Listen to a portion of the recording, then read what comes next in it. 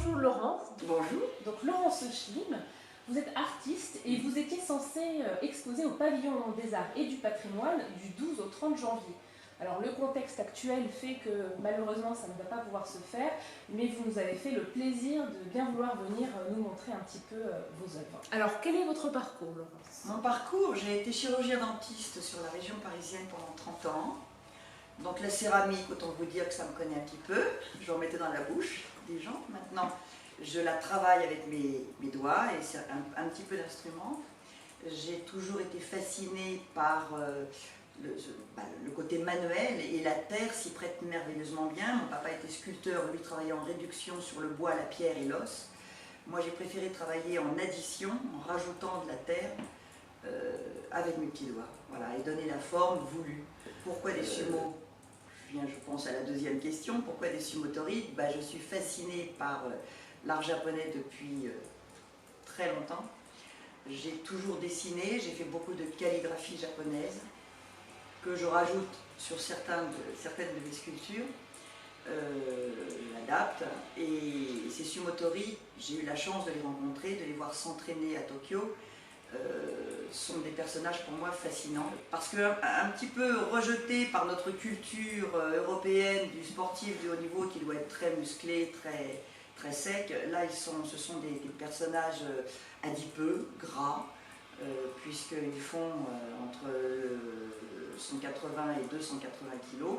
Mais ce qui m'a touchée et ce qui me fascine chez eux, c'est leur puissance, leur énergie. Ils dégagent une énergie fabuleuse, ils sont d'une souplesse extraordinaire et leur magnificence, ils en imposent. Ce sont là-bas, au Japon, des dieux vivants. Donc j'ai adapté sur ma terre, donc je sculpte la terre dans un premier temps, je sculpte ces sumotori, et j'ai adapté la technique du raku, qui est une technique ancestrale d'origine japonaise, qui signifie choc thermique. J'ai adapté cette technique du raku à mes sumo parce que je trouvais que ça se prêtait plutôt pas mal, puisque ce sont des sportifs japonais essentiellement, le sumotori étant un sport japonais à l'origine, et cette technique du raku qui est japonaise se prêtait plutôt pas mal à ces sculptures. Voilà. Avez-vous beaucoup voyagé au Japon? Est-ce que le Japon vous a inspiré dans vos œuvres? Pas mal, oui. Oui. Puis les voir s'entraîner, je les ai vus arriver. Ce sont quand même des gens qui sont bien. On a l'impression, nous Européens, qui sont handicapés par leur poids. Au contraire, leur poids leur sert beaucoup dans cette technique. Sur la sculpture qui est derrière vous, on peut observer du noir, du blanc. Est-ce que vous ne travaillez qu'avec peu de couleurs? Peu de couleurs, parce qu'au départ, cette technique du raku, c'était pour faire des bols à thé. Les shoguns avaient commandé à des moines des bols à thé un petit peu originaux et très esthétiques. Vous connaissez le sens du raffinement des Japonais, donc ils vont vraiment pousser le raffinement jusqu'au bout. Et ils ont mis au point cette technique au XVIe siècle d'enfumage.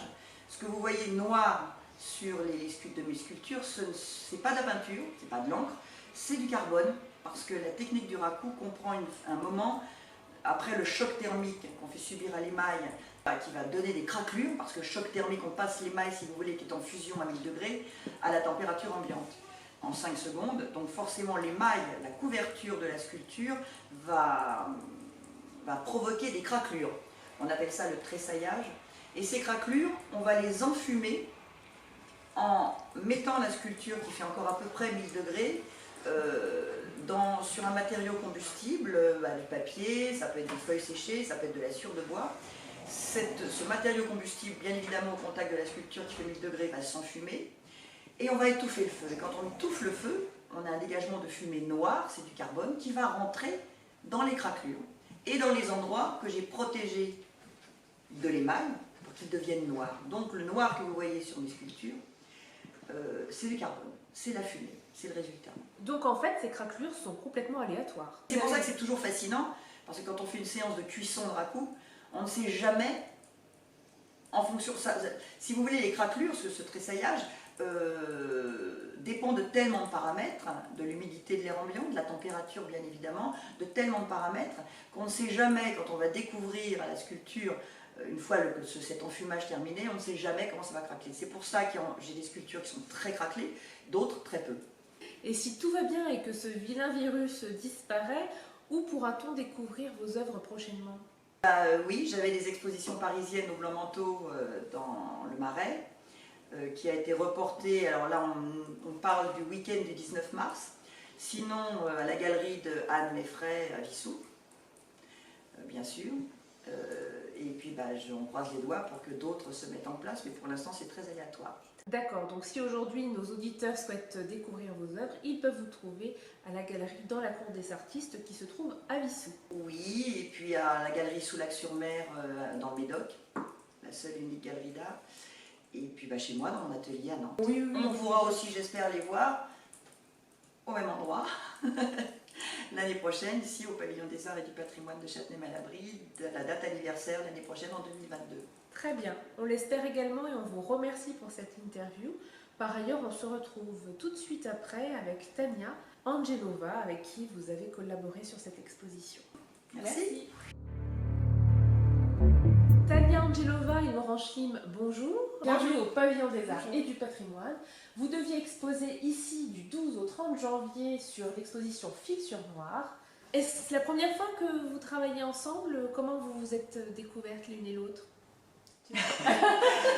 On s'est rencontrés la première fois, en juin 2020,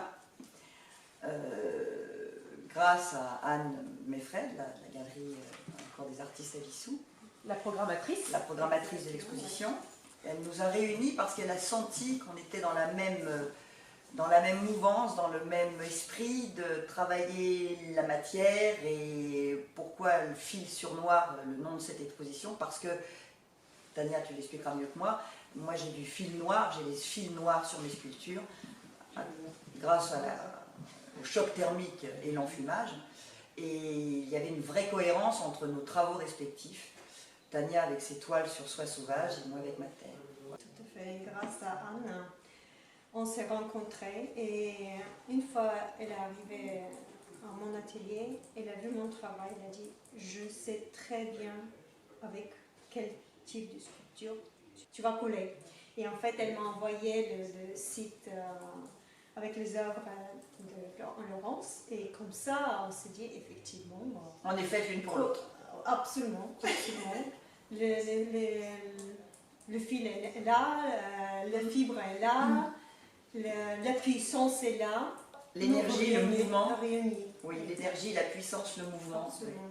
Et ça a été comme une évidence d'exposer ensemble. Donc votre rencontre est assez récente, elle date de l'été dernier. Est-ce que vous avez déjà exposé ou est-ce que vraiment c'est la première fois que vous concrétisez le projet? Première fois. Nous sommes donc ravis que cette première collaboration se fasse au Pavillon des Arts et du Patrimoine. C'est une première aussi pour nous au Pavillon des Arts de réunir deux artistes. Comme vous le dites, Laurence, ce film noir est pour vous très japonisant. Est-ce qu'il en est de même pour vous, Tania? Est-ce que vous avez été inspirée par le Japon? Chez moi, je vais dire plutôt c'est le côté minimaliste. Et c'est le côté gestuel. Le geste est assez important dans la création de mes œuvres.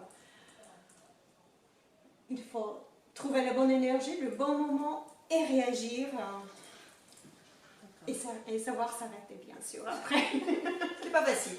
C'est pas facile, mais il faut le savoir. En tout cas, jusque-là, vous vous êtes bien entendus. Est-ce que vous avez d'autres projets en commun si la situation... Pourquoi pas, on va aller prendre un café après l'interview, puis on va en parler. Déjà, en espérant qu'on va réaliser ce projet dans un an. Déjà, on croise les doigts. Dans les bonnes conditions, et après, on peut planifier. Dans tous les cas, on trouve une complémentarité dans vos œuvres, car vous utilisez des matériaux différents, des matériaux organiques tels que le coton, le fil, la soie sauvage, et vous, l'émail, la céramique, la terre. Cette harmonie finalement qui a pu se créer, on espère bien la retrouver l'année prochaine, à peu près au même moment, donc en janvier. Hein, on croise les doigts. Voilà. En tout cas, merci. Vous êtes donc effectivement deux femmes avec vos deux univers, vos deux sensibilités. Et c'est vrai que finalement, même si chacune vous avez votre fil noir, et bien là, on a l'harmonie d'un seul fil qui est plutôt réussi. Donc on espère vraiment vous retrouver l'année prochaine ici au Pavillon des Arts et du Patrimoine de Châtenay-Malabry. Merci. Merci à vous.